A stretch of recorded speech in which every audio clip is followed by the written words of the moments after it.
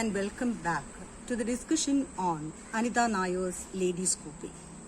In the last session, we saw how Akhilandeshwari, the protagonist of the novel, suffered in her own family even though she was the breadwinner of the family.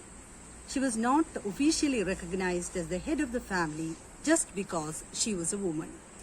In order to find her own self, she boards a ladies' coupe and journeys from Bangalore to Kanyakumari. In the train, she meets 5 women and each of them tells her their own life stories. In the last session, we listened to the stories of Akhila, Janaki and Sheila. Let's listen to the stories of the other 3 women. Margaret Shanti is the next to tell her story. She is a chemistry teacher and is married to the principal of the school in which she teaches. When theirs was a love marriage, when she got pregnant, her husband coaxed her into aborting the child. She was forced to do B.Ed even though she liked to do PhD. Thus began the friction in their life. Margaret's husband was a strict disciplinarian and his students were terrified of him. But Margaret was very kind and compassionate, and the difference in viewpoints led to fights between them.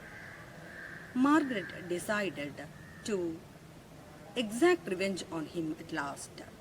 She coaxes him into eating more, ignoring his, giving up his diet-conscious lifestyle, and finally converts him into a food gorger. He loses his shape, becomes slow-moving, and loses his confidence over his students. Margaret is at peace after having done all this. By making him fat, she erodes his self-confidence, and she feels that he is an easy man to live with, moving in and out of health institutes. By eroding his self-confidence, Margaret gains self-confidence. She attains emotional fulfillment by keeping the family ties intact. Through the character of Margaret Shanti, Anita Nayar shows that a woman can vanquish a domineering man. Prabha Devi is a 40-year-old woman with a son and daughter. Her father disapproved of her birth but finally grew to accept it. Her mother saw to it that she had a perfect household. Patriarchy shows its ugly faces from the cradle to the grave. Even the parents are bothered about the boys than girls, and Anita Nayar has portrayed the character of Prabha Devi to highlight this issue. When she was born, her father considered her as a bloody nuisance and as a hindrance to his business progress. Her mother liked her very much because she thought that this daughter would be the one who would take her recipe to the other house, would treasure her jewelry. Prabha Devi likes her daughter very much because she thinks that this daughter would be the one who would take her recipe to the other house, treasure her jewelry, and would say that she did this and that at her mother's house. Even while playing games, a girl child is destined to choose playing, cooking, or babysitting games. Her mother derived pleasure in the company of this daughter than with the 4 sons put together. But she concealed her opinion because she had discovered that a woman's opinion is like a bad smell to be shunned. When she was 18, Prabha Devi was married to a wealthy man, Jagdish. She went on a New York trip with her husband, and she was dumbfounded to see the confidence of the Western women. She started wearing modern dress like them and high heels also, and this modern look attracted the wrong attention of her husband's friend who makes advances to her. Prabha Devi was dead scared that she went back to wearing saris. Life again became very dull. She was the one who always waited for someone in her life. First it was for her husband, then it was for her sons. Altogether, she finds no time for herself.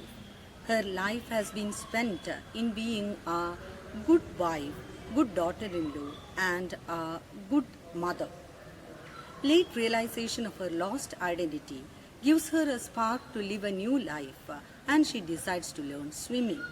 But her conservative husband refuses to give her permission. She finds swimming as a recluse for her problematized self and learns swimming on her own.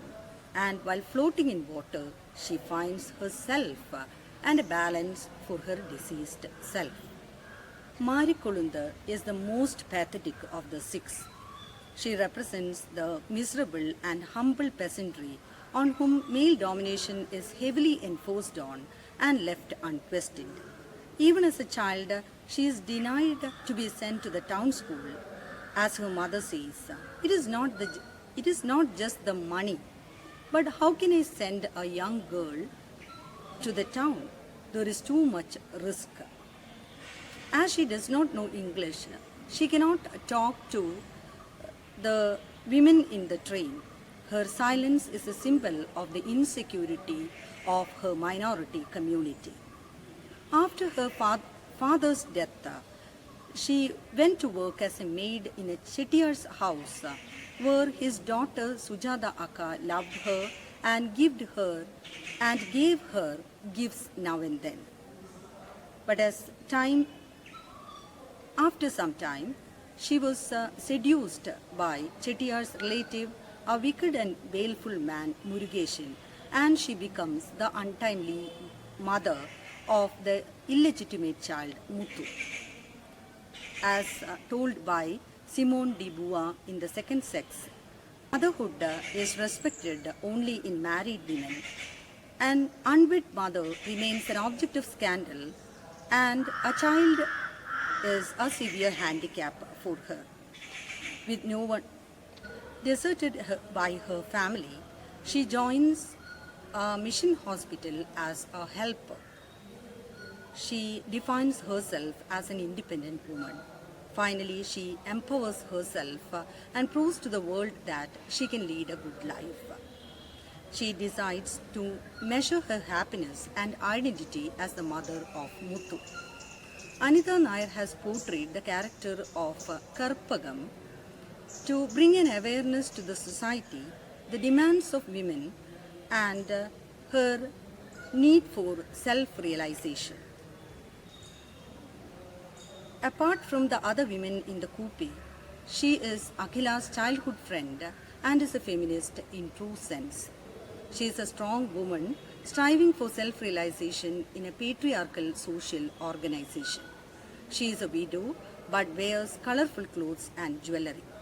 She tells Akhila, I don't care what my family or anyone else says. I am what I am. And I have as much right as anyone to live the life I choose. Didn't you remember as young girls we used to wear colorful clothes, kungum and a buttu?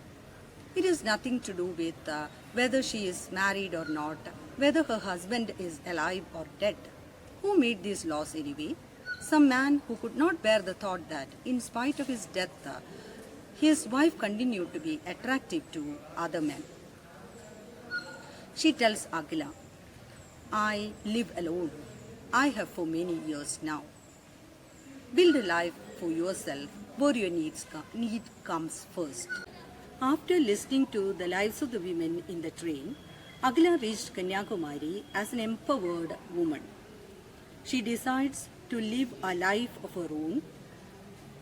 Now she has a clear perception of herself, and she calls her past lover Hari to turn a new leaf in their life. The train journey is much more than a journey. It is a symbolic journey of self-realization. After listening to the lives of women in the coupe, Akhila reached Kanyakumari as an empowered woman. She now has a clear perception of herself. She decides to live a life of her own and calls her past lover Hari to turn a new leaf in their life. The train journey is much more than a journey. It is a journey of self-realization. It is a symbolic journey of self-realization. It is an evolutionary journey which renders her self-confidence over her doubtful and confusing situation, and finally she becomes an empowered woman. Thus, Anita Nair has portrayed an increasingly common concept of patriarchy in which women are constrained to be dependent on men, crippled to realize her own strength.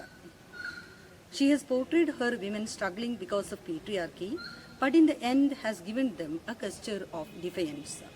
Her women are questioning and intelligent women who are not contented with the injustice meted out to them and rebels against them. Finally, they empower themselves and successfully redeem themselves out of the web of patriarchy. Hope you have enjoyed this session. Thank you.